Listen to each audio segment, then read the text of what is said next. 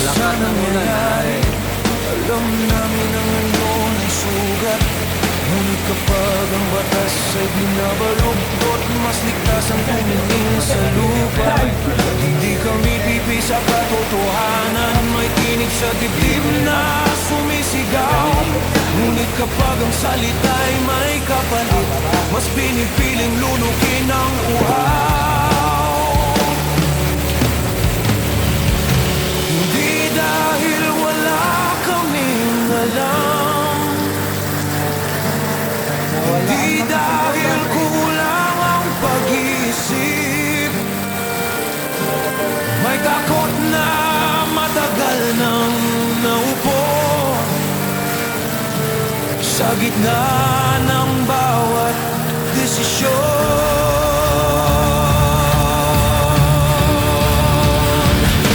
Tinawag nyo kaming bulag, pero ang mata'y pagod lang.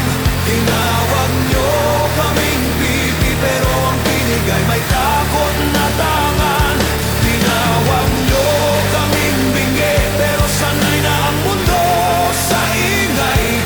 Kapag ang sigaw ay walang sagot, matututo kang manahimik muna.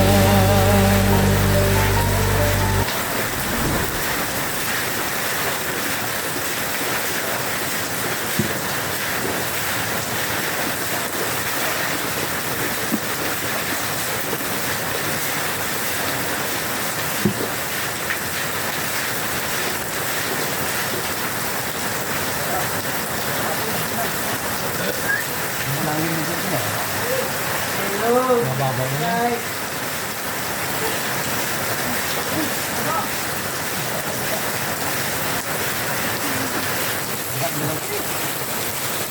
Di pa yan, ganun ang kala ulit ang ulan, di ba mabaha yun. Mga 3 oras, kasi tuloy-tuloy.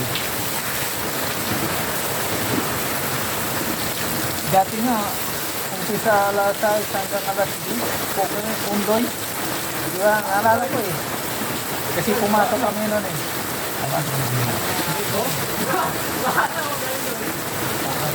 Alas 6 ha, alas 5 pala yan, bumanat na eh. Tapos hanggang alas 10, so pinamatok na ako nun.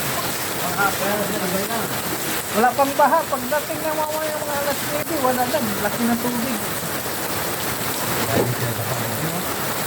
Dami pa tayo nun, aabot ng 600, tapos yung 500. Hindi na yung sinabi, no? Eh, sinabi yun. Hindi, katulad sa Santa Misa, sa Marikina, malimit naman. Dami pa tayo nun. Yung nawawala, mga 500, tapos yung namatay na kikita, 600. Siguro mga baon lang yun sa mga putik, no? Meron pa yung mga pamilya doon, may surprise na sa parang balsa. Yung bahay na gas na din sa bubong. Puta, yung bata, di man yan naisip, hihagis na doon, dami ng tao doon sa tulay. Dapat hinagis na lang niya yun, eh. Hindi na naisip. Ang bahay nga, styrofoam ng panglutang. Hindi, bubong yun, buski.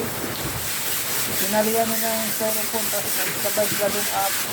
5. Bali, oo tama, 5. Kasi parang 3 bata yun eh. May 2 malaki, tapos isang maliit, yung 7 years old. Dapat sinagis niya yun, no? Tapos nakaligtas yung tatay lang. Kitang-kita ko sa ano. Pagdating lang sa ilalim ng palay, wala na, di na sila nakita.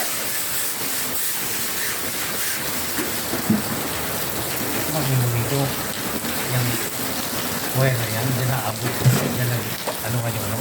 Tao. Dyan dumadaan sa wire.